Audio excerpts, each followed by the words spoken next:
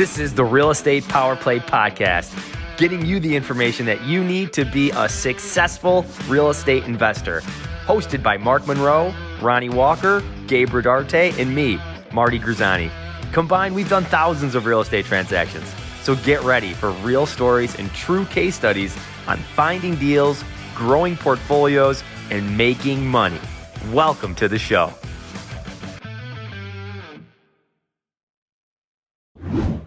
Welcome, guys, back to another episode of Real Estate Power Play. Today, we have a very special guest.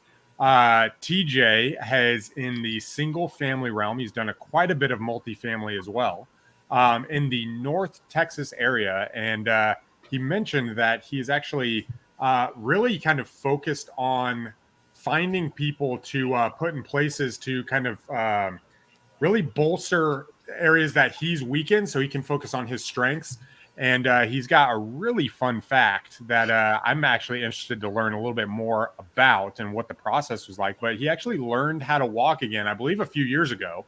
And we'll kind of get that and how he's applied some of those lessons to his real estate business and building that up, scaling, and what that looks like in the real estate world. So Mark Monroe is my co-host today. So Mark, how are you doing, man? I'm doing well. Thank you so much, Ronnie. And yourself? Did you have a nice weekend? We had a great weekend, man. It was quite busy. I think I told you I'm readjusting and looking at some commercial properties, so that was fun. TJ, how are you doing, man? Dude, doing great. We had a great weekend. Played some golf on Saturday and just hung out and cleaned out the garage. So that's always exciting on Sunday. Hey, there we go. You know, I watched, it was funny. The guy, I can't remember the camera guy, but he did some like basic camera work of just him cleaning out the garage and doing basic mundane things and made it really entertaining. So sometimes we just got to do normal life, bro.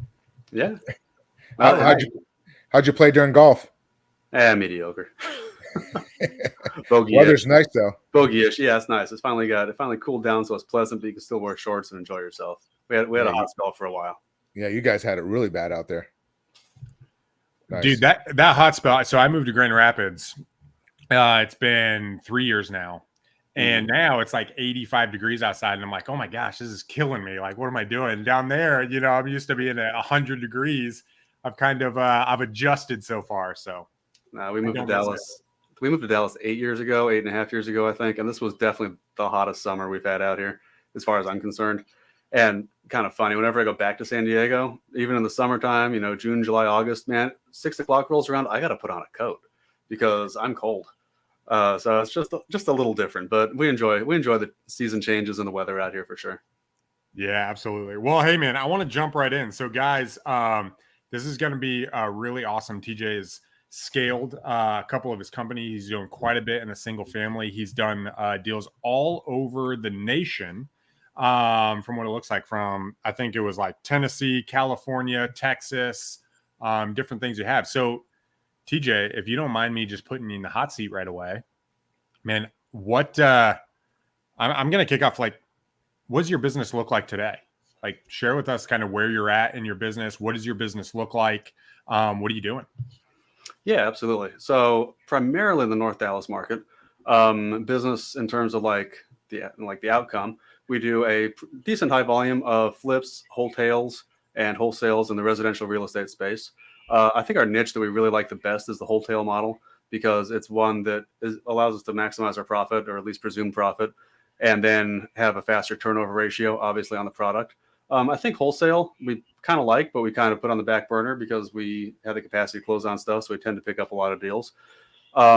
Our team is my wife and I started the company. I guess when we moved to Texas and then had some ups and downs like we always do in business. But we have a couple acquisitions guys, operations guy. We go back and forth on VAs because we don't do a heavy cold calling. We do some really targeted niche stuff, so that helps sometimes. And then one thing that's been a game changer actually is listing a lot of our wholesales that are maybe in C-D areas in-house on Facebook and offering seller financing for the end buyer on those properties has been a really good niche for us. We actually just sold a flip that way. There was a $400K price point. So that was kind of cool. We just gave it to the girl, said, hey, put it out there, see what you can do. And she moved it. So that was awesome. In terms of marketing, we're heavy into PPC and online marketing. And then we have a pretty good presence, I guess, in DFW. So we get a lot of referral deals. I would say probably 20 to 25% referral deals. And that's what the main business looks like now. In the past, we've done a lot of different stuff, but that's kind of the focus and the direction of where we're at right now. Nice. So did you say you also do multifamily? I have in the past. My first deal was actually 112 units in 2006. I found it off of Craigslist of all places, and then did a lot of market research on other properties in the area. Fantastic deal. The only problem with 2006 is 2008 was only about 2 years away, and a lot of us, we kind of knew it mathematically, but I don't think we really knew what that meant to the market. So that was a stressful couple of years. I think we got out of that one in 2010, somewhere in there, if I remember right. So you had to take that and just kind of ride it through the market and make money while you're doing it. Were you able to break even? What was that process going like? We lost money. That wasn't. We lost money. No, it was. There's a lot. So it's a very different market now than it was back then for sure. Even comparing like what we potentially maybe didn't do as well as we could have then versus what's going on now, which is very apples and oranges as far as I'm concerned. Big value add property. So the numbers fundamentally were, I think, of $8,000 a unit purchase price. Actually a little bit less. It was like 65 or 67 or something like that. About $15,000 on the reno. So in about 21. And then the exit price, we were figuring in about 32 to 34 ish on the back end, which is cool. I mean, we had the comps to justify it and all that good stuff. The downside of, cap rates and value add and all that other stuff in this area anyhow was a sub-market that was kind of overbuilt for the type of product that was hitting the inventory. So we didn't factor on that. We obviously didn't factor on 2008. And then we also didn't figure on sort of B- properties drawing a lot of our tenant base when the market had a correction. So obviously cap rates work both ways, right? You go up and you got 100 units, netting $100, you make $1 million. Well, if you got to drop your rent, $100, next thing you know, you're losing $1 million. So it's just kind of the way it goes. Very nice. It sounds like great. Are you going to think about going back into that path, or you're just kind of just taking it one day at a time in this game? We like the, we've done a couple other smaller commercial things, 4-plex, a 9-plex. We did some self-storage last year, but we more stumble into them really. We're not really focusing on the marketing for that. We're really good at doing the distressed direct-to-seller marketing, off-market stuff, and we're really good at optimizing our exit strategies, and we like that. There's obviously plenty of money in all the different ways, but I find we make the most money and do the best when we really focus on something that we know, and what we know is the kind of business development building in that part of it. So I kind of like it. If something comes across that's a really good deal, obviously we can take it down and have the capacity to do so. But we kind of like staying in our lane, to be honest with you guys. Dude, I think that's really cool.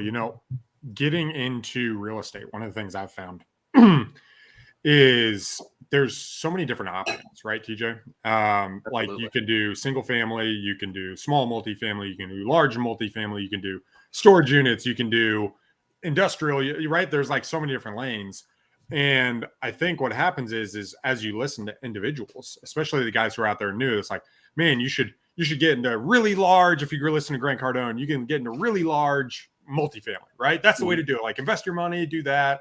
Or it's like, get into wholesaling and make this. So on your path, from starting with commercial, like you said, going through 2008, now focusing primarily on single family, like first off, I guess I want to know, when you think about financial freedom, when you think about why you got into the business originally and kind of your story, what was that journey like? How did you talked about some of the fundamentals of the deal, but I'm more interested in kind of your journey, right? Your journey towards financial freedom. What did that look like? How did you decide real estate was the right thing for you? And kind of unpack that for us. I want to get to know you and kind of what that process looked like, man. Oh man, that's a long story. It's funny. I think I actually first fell kind of in like with real estate or in lust with real estate when I was about 8 or 9. It was really weird. My great grandma was actually pretty impressive apparently in San Diego. She owned a bunch of multifamily properties that she bought in the 30s and 40s, which was pretty cool. And it's all kind of gone by now. We didn't get a whole lot of benefit from that, but awesome story. And I remember my grandma was selling 2 properties in downtown San Diego next to each other across from a vacant high rise that's now $1 million condos. And I remember turning to my mom, like I said, 6 or 7 or something like that, turning to my mom and say, hey, why are we selling this stuff? Or no, I said, what's that building up there? She says, oh, that's the El Cortez Hotel. I'm like, well, what is it? Oh, it's a 1920s high-rise hotel with a glass elevator and a big atrium, all this cool stuff. Like, wow, that's really neat. What is it now? I'm like, I think it's vacant, and it was office space before it was vacant. I'm like, well, why don't we sell this and buy that instead? Now, that's a very naive kind of unrealistic perspective for a 7 or 8 year old, I think.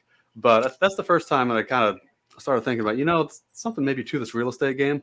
And then obviously a lot of time passes between middle school and high school and college. I don't really think I knew what I wanted to do in college.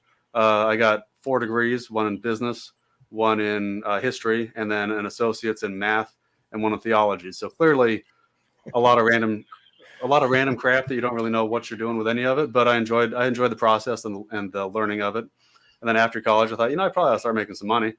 Well, what's the easiest way to do that with the least hassle and the least risk? It looks probably like real estate. It builds this long-term wealth thing that everyone's talking about. I read the Kiyosaki books and all the stuff way back in the day. And some of the Trump books I thought too. Some weird tips on some of those, I guess, because it's hard to take a skyscraper mentality and really narrow it down for a 24-year-old kid. But I thought, yeah, screw it, let's go for it. So I got into loans in San Diego. I saw what was happening in the loan market, and I was like, I don't know, this is kind of risky. I saw a lot of overexposure in that like lending market on the coastal deals that we were doing, like on the West Coast, and then kind of being accustomed to more market fluctuations in the coastal areas. Like, maybe we ought to look at somewhere not Southern California, not like San Diego, because if there's a dip, there's going to be a bigger dip here than other places. And I was right about that, obviously. Problem was it also filtered everywhere else. So I just started looking at deals, running numbers, doing a lot of due diligence on properties, and found the first deal. Talked folks into going in on it and bought it, moved out there. 10% occupied, I think, when we bought it, and then 90% at the peak. And then we had a dip after that, I think, with both economic and just max available, like how much we could charge on stuff. So that's where the really kind of like divergence was, I guess. Motivation for that, I think, was for myself, but I also like the idea of helping retire my parents, because my dad always worked a job, made pretty good money, and my mom was actually better educated than me. She has an MBA, but she jokes that she never used it because she had 4 kids. I was the oldest. She jokes she never used it until she kind of moved out to Memphis with me and helped me manage the whole project. So that was definitely the motivation. Now with the outcome, what's worse than losing your family's money? I don't know, losing someone else's money that they're going to kill you or something. So they forgive you. And the interesting thing about something like that is obviously you can't really forecast something that devastating happening, like that just the whole world has happened. And during the whole process, I remember my mom telling me, like, this is stressful. It's a pain in the ass. I have a migraine. I'm walking around with a headache for like 9 months straight. And I said, it's a real pain in the butt. She's like, no, we're having fun. We're doing some good stuff. We're meeting some amazing people. We have an incredible team in place to do what we're doing. And she says, I'm having a lot of fun out here. And I thought she was freaking nuts, right? Like, Mom, I've had fun. Like, I've had fun. I did the college thing. I got to study abroad. Thank you, by the way. I've like worked and made money. This is going the opposite way. And you're nuts. This is not fun. Like, I don't know, Disneyland is fun. Going on a boat is fun. It's like, so she changed my mindset on that in a lot of ways. And I didn't realize it until 4 years ago, I think 4 years ago. And she actually died on me way too early, about 62, which is unfortunate. To hear that. I'm so sorry. No, thank you. The annoying part was my wife was pregnant with our first daughter. Well, we only got one daughter, but pregnant with our first daughter. And I hadn't quite told my mom yet. We were fixing to fly out and tell her.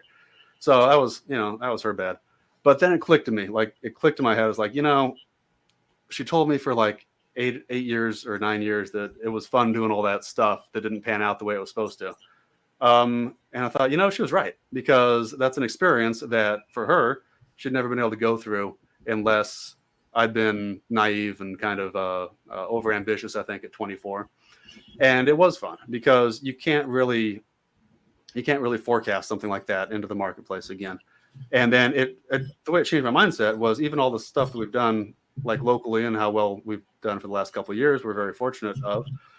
But I don't believe, for example, in generational wealth. I think like seeing my great grandma make it and then kind of like not lasting, and then seeing a big dip in 09, 10. I don't believe in the wealth thing being a very generational thing very often. Some people make it, some people make it and grow it, I understand. But what I really do believe in is providing a skill set and a knowledge base for the next generation to be successful on their own. Because if they have that knowledge base, then if they inherit anything, then they can do something with it.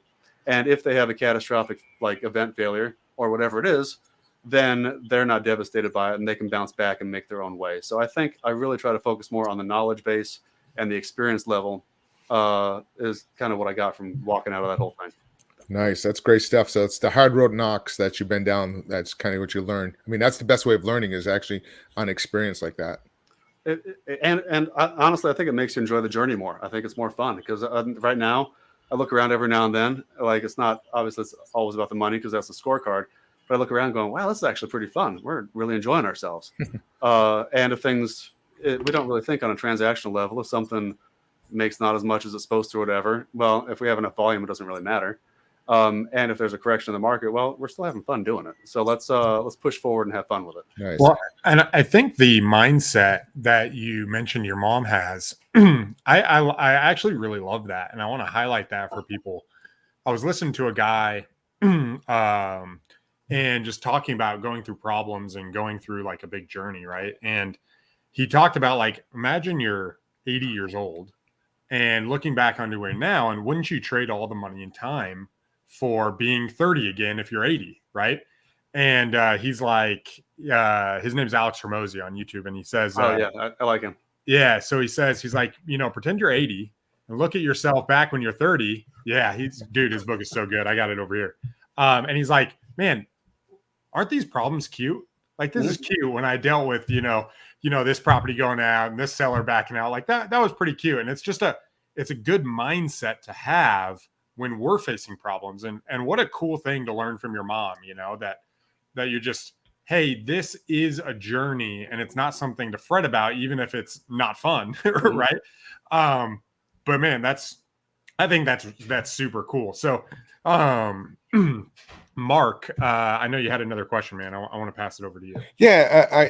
Thanks. I appreciate that. So I wanted to dive a little bit into, you mentioned just before we went live about, putting people in key positions and about building a business. That is so critical. And I've seen so many people, not just in this industry, but other industries where they struggle because they don't have the right team members in the right places. Why don't you go into that a little bit? Because it'll be great for the listeners to understand, anybody that's having this type of issue.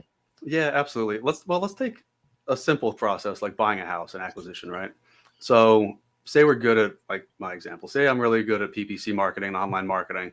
And perception wise, I'm really, really good at talking to sellers, but I don't like talking to sellers that much, but I got to do it because I'm working for myself and that's how we make money. And then I'm really good at dropping off paint buckets and talking to contractors and doing all this, doing all the processy things. And by the way, transitioning from multifamily to residential is very weird because multifamily was very process driven, very repetitive. We're making every single apartment look exactly the same. So multifamily, we're adjusting to the market. Or single family, we're adjusting like what sells in this subdivision, what price point do we have to hit to renovate, and all this other stuff. So it's actually more complex in a lot of ways. But the thing is, everyone says, well, if you hire someone to do something that you're really good at, they're only going to do 75 to 80% of it. No, they're not. They're actually going to do about 120% of it because they got one thing to do. You got 75 things to do. So if I'm really good at talking to sellers, but I don't like talking to sellers, if a seller calls me, I'm going to call them back when I get around to it. And maybe I'm going to pick it up right then if I'm able to. But if I'm out doing something else, I'm not going to do it. If an acquisitions guy, their sole job is to talk to sellers and that's how they make their money, well, they're going to do that every time. So when they get on the phone, maybe they're not 100% of where you are, but what they're doing is doing the job 100% of the time. So I think they're actually, if you're good at building the team and good at managing, then they should be working at, 120, that's probably a little bit high, but they should be working at almost above your capacity because it's the single thing that they're doing. And that's really where we try to build the company, is from this kind of focused mindset. That's why you asked, like, we're doing other stuff. Like, well, when we stumble onto it, absolutely. If it makes good money, we'll do self-storage and make a lot of money on it. But we're really, really good at the direct to seller, the house, the figuring out the exit strategy to optimize our profit. And we really like that. I'm not rich enough where I want to give some other guy a bunch of money to go make 10% for me because well, we can make that without too much trouble ourselves, so we don't need to. So that's where people, I think, get hung up on the growth is, well, I can do it all and I can do it better. And then they don't realize that they absolutely can do it better than the guy they hire, but they're not doing it. They're doing it 75% of the time. And then it's just a matter of, well, what do I actually want to do? What do I actually like doing? And then what's the easiest to outsource, to someone else? And do I have enough margin to support that? And also, I think one that a lot of people grow into growing pains with is, do I have the volume of the lead flow over here to make sure that someone else that now relies on me for income has a high probability of success on this side to actually have it pay off for them, because it has to be worth their while to work for you as well. So I want to dig into that a little bit because I've had quite a few acquisition coordinators. I've trained quite a few. I've rotated over 10 years. And I would say I'm not the greatest manager. I feel like I'm good at putting the vision in front of them, but managing is kind of a weak spot of mine, right? I'm more of the visionary. I'm also more of the throw stuff against the wall and see what sticks, right? Just like massive action. I think we're probably pretty similar. Yeah. So my question for you on the acquisition side, building them, and because I agree, in theory, they're focused solely on this job and they're doing all of their time where your time is spread out, right? Managing the rehabs, figuring out the listings, figuring out what the exit strategy is, dealing with, maybe bigger deals or closing the deals that they couldn't close. The whole shebang, let's say.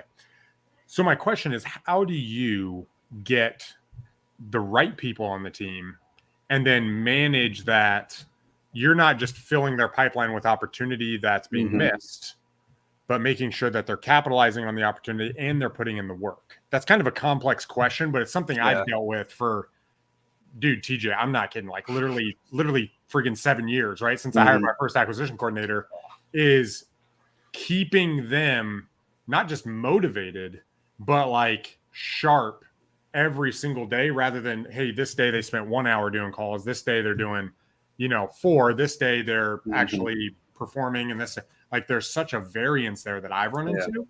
What do you do in your system to keep them motivated, keep them hungry, and really optimizing at, a good level? Is it a pay plan? Is it the way you treat them? Is it like, what does that look like? Yeah, all the above. We fail a lot. We have a lot of slippage, I'm sure, but I think any company does. From a strictly like structural business standpoint, we try to focus more on the higher quality leads, which are the inbound traffic. So it's more work us management wise, and it's more work. Well, they're more expensive, right? So if you lose a lead, then it could cost you a lot of money. A lot of the competitors out there, they'll buy every phone number in DFW and call the crap out of it with VAs, and it doesn't matter because they're just hitting it like that. And we've made a lot of money cold calling, but it's not our favorite way of doing it. So one is just structurally, we like focusing on the higher quality of leads. The kind of piggybacking on what you were asking, this isn't exactly answering the question. Having aligned objectives with the main team environment, I think, is important. And it's one place where we've actually had, I wouldn't say failure, but definitely stumbling, where if my goal is to make money renovating a house and, say I want to make $1 million, and that's my goal for, net for me or whatever, but I have an acquisitions guy that they get paid on the wholesale fee or what it would wholesale for, because they're not going to be flipping the property. Well, now we have misaligned objectives. So if I say our company objective is for me to make $1 million, here, go wholesale me a bunch of crap effectively as the acquisitions guy, and you'll get paid a piece of that. Well, now we have misaligned objectives, and now we have animosity in the team. Whereas if I have this objective, that's awesome. The direction that the management aspect of the team should go in, that's probably what you should have. But you need to make sure that the success points for the team members are individualized for their task. Otherwise you just have this divergent mindset in the office entirely. And if you're not big enough to separate your goals from your team's success, then I think you have a company that has probably a lot of future potential for failure. I don't mean it's not a catastrophic failure, but you're going to have turnover. You're going to have people that get pissed off. Oh, my boss is driving a Lambo or whatever, right? And I'm driving a shitty Honda. Well, yeah, dude, but that's because every time you make $30K, you go blow it on some stupid shit. That's different. There's a reason why we're responsible for the payroll and making sure everything gets done. And there's a reason someone else is responsible for answering the phone calls and making the deal. To facilitate that, I think the biggest thing that's always a growth problem for me is just having that team mindset, having that team environment. It's so cliche to say, hey, one bad apple will bring down the whole thing until you experience it. It's like, wow, that guy's actually toxic. Oh, but he can really negotiate well. Yeah, but he's only negotiating now. Now he's negotiating 75% of the time because he's doing other crap, and he's negotiating 75% as well as you are. So now he's half of you instead of one point. Let's talk about that a little bit. View that, because I've seen a lot of sales floors when you have one toxic environment person going on. How do you feel, and how do you handle that? Oh, just get rid of them. Yep. Yeah, now we get rid of them. I'm not big on hire slow and fire fast. I'm pretty big on hire fast and fire fast. Yeah, because you can vet for company culture and you can vet for a whole bunch of questionnaires and stuff, but until you get someone in the seat, you don't really know how well they drive. And if it costs you a little bit, obviously, to onboard. You want to make sure they meet the minimum qualifications. But as far as a fit's concerned, they kind of either are or they aren't. And as far as performance is concerned, well, you find that out in about 2 or 3 weeks, really. Yep. It's not more difficult than that. Yeah. I just want to piggyback off of that, just for listeners. If you have somebody that's on your team and you feel that they're toxic and you're always having drama with that particular person, just cut your losses and start over, because it's just going to drag it out, and it's just going to hold your company back from growing. For sure. Well, and I think on top of that, this is such an important topic, because I know for me, one of my biggest mistakes early on was really feeling ultimately, in a sense, we are responsible for their success. But if they're not, when someone comes onto your team, it's a partnership, right? They're not a servant and you're not the master. It's a partnership, right? Yeah. You're agreeing to bring them on your team, and they're agreeing to perform and fulfill the job roles. And I didn't really have that in my mind. I had it before, where, man, when they come on the team, I got to make sure to give them every opportunity, and I've got to support them, and I've got to provide. Well, what happens is I end up taking the short end of the stick. Mm-hmm. Right? Where you're just like, come on, man. Then you fill them with leads, and you might spend $10,000, but they're not answering the phone. They're not following up like they're supposed to.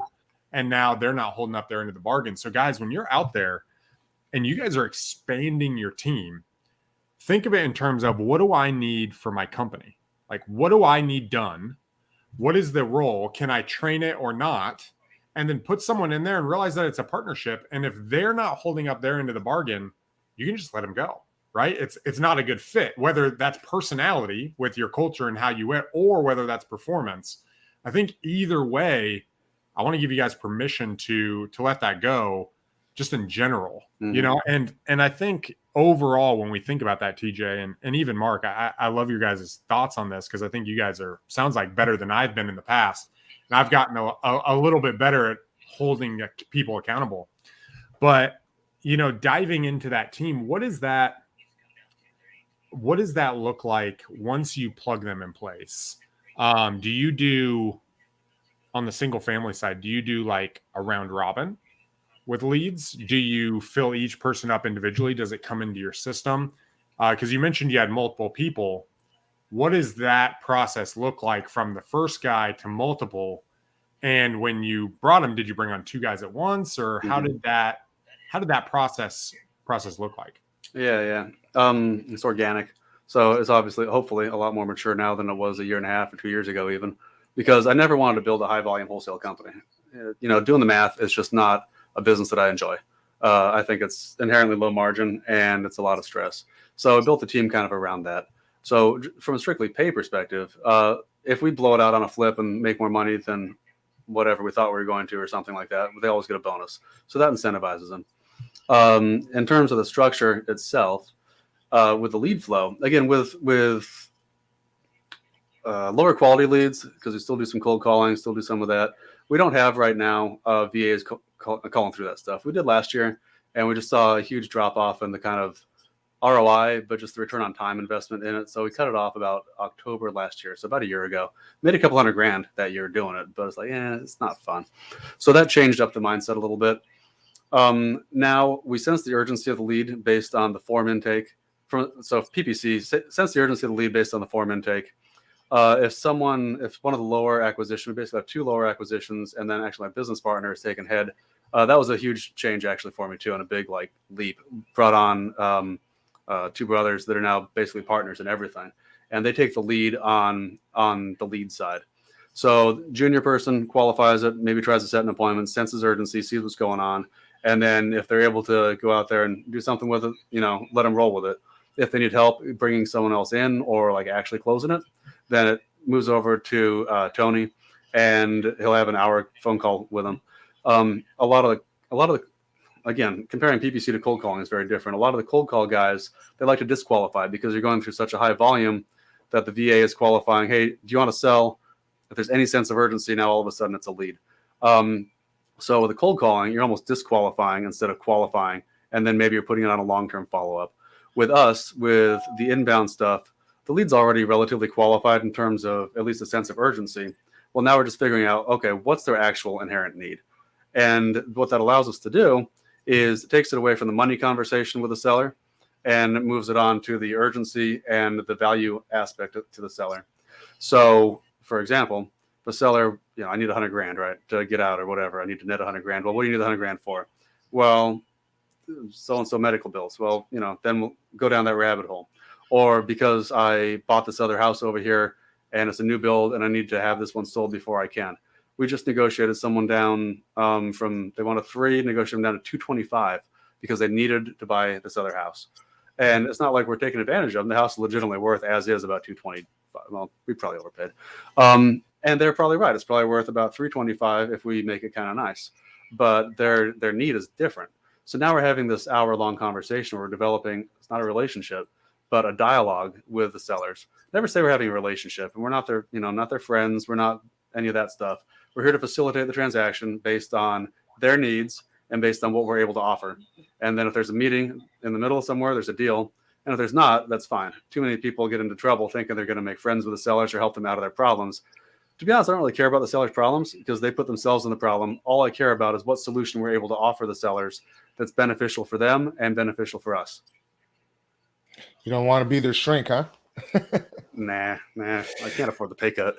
So it sounds like your PPC leads are really your main core business. Like, how did you get that going? Because a lot of people struggle with the PPC model because the expense on it.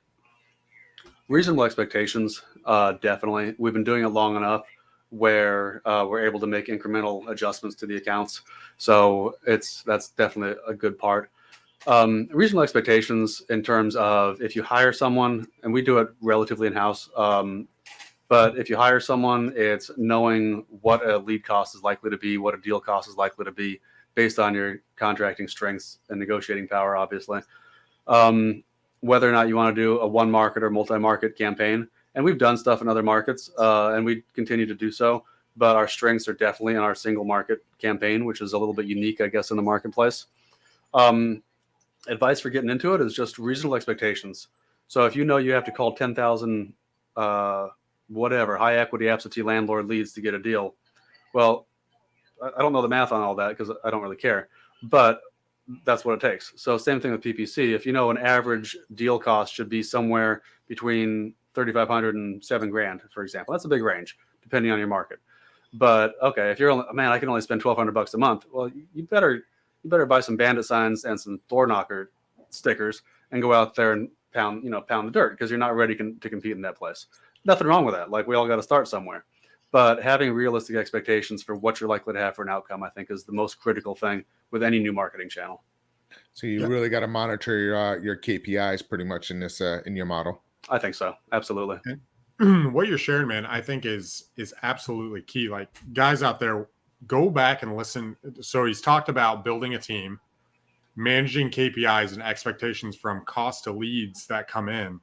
Go back and re-listen to some of the stuff that TJ's dropped, because I think as you're scaling, right, when you go from, I want to jump in and I want the freedom that real estate brings, there's a process that jumps into, okay, now I got to do my first deal. What do I want to jump into? And he kind of went through the differences between a commercial deal, which was your first one, and the single family, and why he went into that. So go back and listen to that, as well as if you're looking to expand, how do you place people in those roles? Because I would say, TJ, you've done a fantastic job just really isolating what those roles are, and then how to hold them accountable to make sure those people align with what your goals are, right? Because I think if you have an individual selfish goal, or we do as business owners, and then our employees have one. And what I've always said is, as long as we align in what we both want, then we can go into, we can work together, right? We both have selfish things that we want for our lives. Right. But if those things align, then we can win. So guys, as you're listening, go back and listen to TJ. Also, we come out every Thursday. We're on every Apple podcast, guys, with Real Estate Power Play. Go out there. Also, go to our YouTube channel. It's actually growing. It's blowing up. We're getting more and more people come to us on YouTube. So, guys, go check out our YouTube channel, the Real Estate Power Play. And we're on all the podcasts. So, to kind of jump back in, bro, and this is kind of a question for us, because I think you've dropped a lot of nuggets here. What has been, we talked about PPC, inbound leads. We talked about having the higher quality lead versus, say, cold calling, where you're just disqualifying. You talked about acquisitions. You talked about being in single family, but not scaling it to, thousands and thousands of deals. What do you think is the number one decision you've made as a business owner? And what we like to say, like the power play move, right? That made the difference in your career, in your business, that you've decided to employ and kind of put out. And like, what are you most proud of? As far as the business is concerned, I think it's when you make the switch from, okay, this is my company and I'm doing everything, to it's the company and there's the objectives for growth in the company. Then it changes, because when it's my thing, then it's how much money can I make? When it's here's the objectives for the growth of the company, then you always know you can go back and you can negotiate a wholesale deal by yourself if you started out doing that. That's not that hard. But now you have this different thing that's almost more important than you are, because you have people that you're accountable to, like you said. You're not accountable to their success in terms of making sure that they're successful, but you're accountable to give them the tools and the opportunity to be successful. So now it's maybe a higher level of responsibility, whereas if you screw it up, now you're affecting other people's lives. But at the same time, it makes it so much easier to actually put things in place.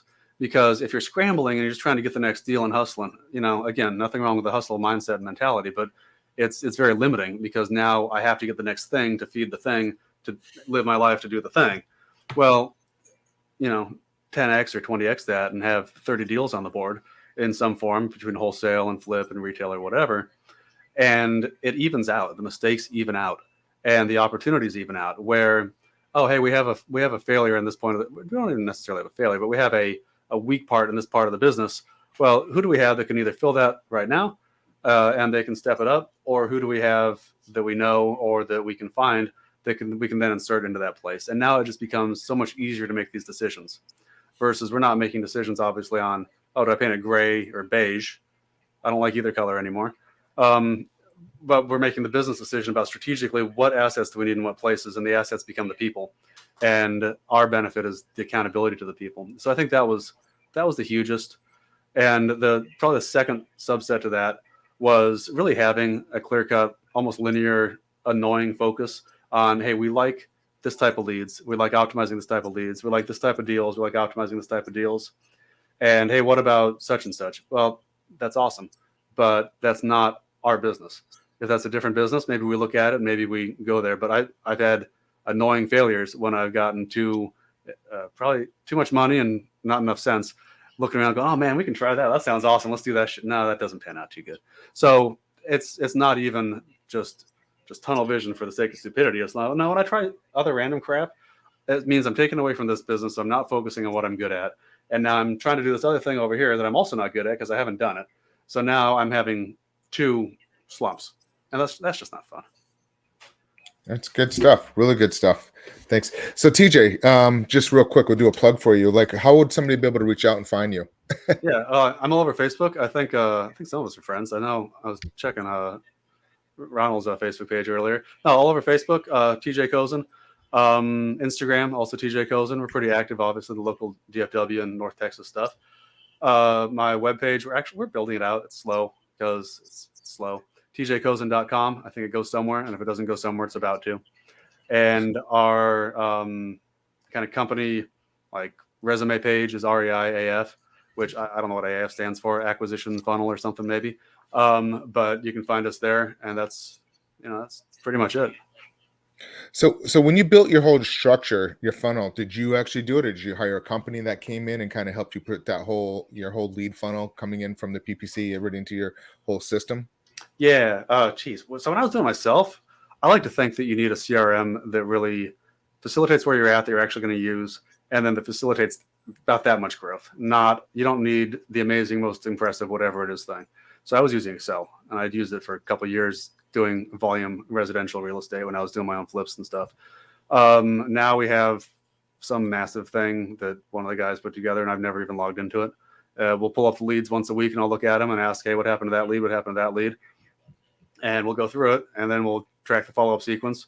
But if you ask me how to log in, it's probably like trying to fix my sound on my computer. I have no idea how to do it. Left main, I think we're on left main. So how are you measuring your KPIs? Like, what kind of system they're using? Yeah, it has. So from the cost per lead, that's different. That's with me and the kind of PPC management guy I got. So we'll go through, and obviously Google tracks the cost per lead on that. The cost per deal is, I'm not as concerned about the cost per deal because it kind of averages out. We'll have a month where I think one of our best months, we closed like 4 deals on like $5,000 spend or $6,000 spend, which is insane. Now that was a couple of years ago.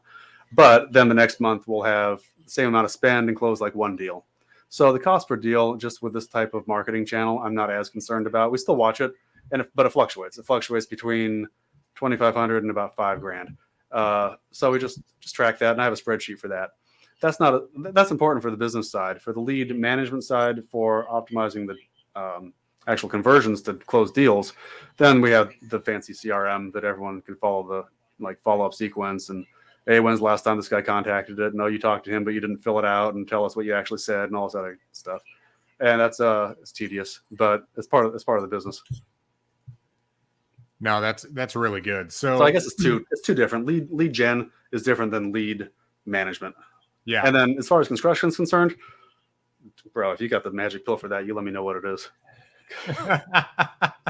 Absolutely. So that's really good. I like the idea of focusing on a marketing channel, right? And realizing that inbound and outbound, and for you guys are out there, they're 2 different business models, right? They're 2 different, they're literally 2 different processes. And if you try to mix them, it actually gets really confused. When I started off, I actually mixed them, and then I separated them out and had 2 different people on different sides of those businesses. Mm-hmm. And that's how you really want to do it. You want to separate them out because they're handled differently, right? I remember the first time my acquisition coordinator got an inbound lead after doing cold calls for like 6 months. He's like, bro, I want to do more of that. Right? Because he's like, these guys are way easier to handle. So I appreciate that. You just kind of unpacking that and sharing your system there with us. Let's kind of to wrap this up and kind of come to the end of our time together. What would you say to someone who's starting off? They're trying to get their real estate business off the ground. You went from being by yourself to hiring your team, putting it in place. Like, your job is much different than the guy who gets in and is trying to do his first 10 or 15 deals, mm-hmm. right? Like, now you're managing, we didn't ask how many deals you have at one time, but you're managing multiple deals coming at one time. If you were getting started and you were trying to make your first $500,000, right? What would you do now that you've kind of grown? I mean, since 2008, it's been 14 years. If you lost it all and you had to get started and you were new like that, like, what would you do now with all the knowledge you have? Man, I don't know. Go back to surfing in San Diego and just live in a truck on the beach, right? I don't know. Well, one good idea. So with my knowledge is a lot different. For someone just starting out, one good idea is just work for someone that's good. Like, just work for someone, put in your time. And if you're good, they're going to expect that you're not going to stick around for a lifetime deal. And that's just the way it works, right? And then build it. So I'm going to give up this much, I'm going to give up that much. Like, well, maybe, but you're going to actually get going. If, no money, no very little knowledge, I would say fine-tune your negotiating skills, learn how to talk to people, learn what value you bring to the marketplace, because A lot of people think they bring a different value than they do. They think the value is the money or the whatever. And it's very seldom is that the actual value that's there, because everyone's got money or has access to it if the deal's good. So know what value you bring to the seller when you're talking to sellers. And then know how to just have a direct, honest conversation with them. Don't be trying to buy the contract by overbidding if you think you're not going to be able to close the deal. Just be honest about all the different process points. And I'm not saying, don't renegotiate, but set the seller up for an expectation so that you're going to be honest about these people. We beat people all the time, cost-wise, by being honest with the seller and performing on saying what we're going to do. So that's, from a high level, definitely the most important, I think, aspect of the business. Structurally, pick one marketing channel and do it, and make sure it's going to have a high likelihood of success in your market. So if you want, honestly, I would probably say door knock, stick yellow sticky notes on doors of folks that aren't there, build an organic list, skip trace it, call it, and track everything. And then that's the lowest cost per entry for getting into a deal. And then get good at that, because there's guys actually in our private group that still door knock, and they close a bunch of deals just off of that, and they make a lot of money, and they don't have a team because they don't want the team. Which I suppose is probably the next point is, you don't want my business. You want your business. And I built my business to facilitate me because it works to my strengths and hopefully deals with my weaknesses. So if you don't want to build a team and have guys working for you and be accountable and all this other stuff, don't do it.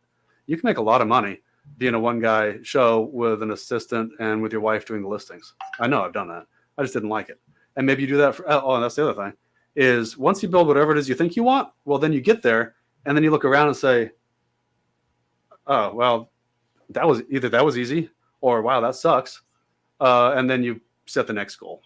So I like to say you walk as far as you can see, and then you look around and say, well, now where do I want to go? There's nothing wrong with backing up a little bit and changing course. A buddy of mine, this was probably 4 years ago, said you climb to the top of the mountain. And once you get to the top of the mountain, it's actually a bare place, right? It's a great achievement, but it's a bare place. And a lot of times you don't get to choose the mountain that you're climbing initially. It's just, that's what I want because it's in front of me. And then once you get to the top, you get to decide what valley you want to live in. Once you make it to whatever the top is for you, I'm not talking about the top of the world. I'm talking about the top of your financial freedom, right? Whatever financial freedom looks like in your life, where you're no longer starving. You get to the top and you look around and you say, man, there's really cool life in that valley. Mm-hmm. Like I want to go live there, right? I want to live in the storage unit place. I want to live in the single family. I want to live in the rentals. I want to do flips. And you get to choose which direction you want to go from that high place. And then you get to make that descent. And I think that what you just said is a great analogy for, man, you built that with your wife, with you and an assistant. And you get up there and you're like, man, I don't actually like the way my life is structured. I got a little bit of money. Like, okay, which direction do I want to go? And now you have some resources. You have the ability to say, that's what I want to build, man. So kudos to you. That's really good, because I think that a lot of people also get stuck. They're like, man, I should like this, right? I should want this. I should do this. And it's like, no, what kind of light? Who do you want to be? How do you want to make your money? And then structure your life around that. So TJ, I think that's amazing. Mark, do you have any? I know we're coming to the end of our episode here. Do you have any other questions or thoughts that you'd like to share? No, I really like the model, the referral model. That's like his referral model. Not you know that, Ronnie. Like I love that model. I have roughly about. I used to say about 500 bird dogs, but now it's probably about 600 bird dogs out there where they just constantly refer business. And I love that model that you're kind of going down that path. You mentioned about 25% of your business is like that. I think so. Yeah. Yeah. I think that's just the best, and they're a lot easier. They're almost like lay downs because they've already, set the right expectations. They like a referral. Like if somebody's giving you a referral, you tend to go with that referral a little bit more. So it's a lot easier. That's what I found, at least. Oh, for sure. For sure. So, well, I appreciate it, TJ. No, absolutely. I really appreciate you having me on, guys. This is awesome. Absolutely. Absolutely. Well, guys, go back and re-listen to this episode. I think it was awesome. TJ, you dropped a lot of amazing nuggets throughout here from multiple aspects to the business. So thank you for just being transparent and open. Guys, go back. We come out every Thursday on Apple. We come out on YouTube. and we're on Facebook. So go find us, go check us out at the Real Estate Power Play. And until next week, guys. TJ, one more time, if you could drop your information. Sorry, one more time. Oh, absolutely. Facebook, TJ Kosen. Instagram, also TJ Kosen. Anyone wants to email me, it's pretty easy, tj.kosen@gmail. That's the one I actually look at. I got a bunch of company ones that I never look at. And, easy to get a hold of. Appreciate it, man. Thank you so much, man. Take it easy. This has been another episode of Real Estate Power Play, guiding real estate entrepreneurs to a brighter future. If you liked what you heard, consider subscribing wherever you listen to your podcast or follow us on YouTube at Real Estate Power Play.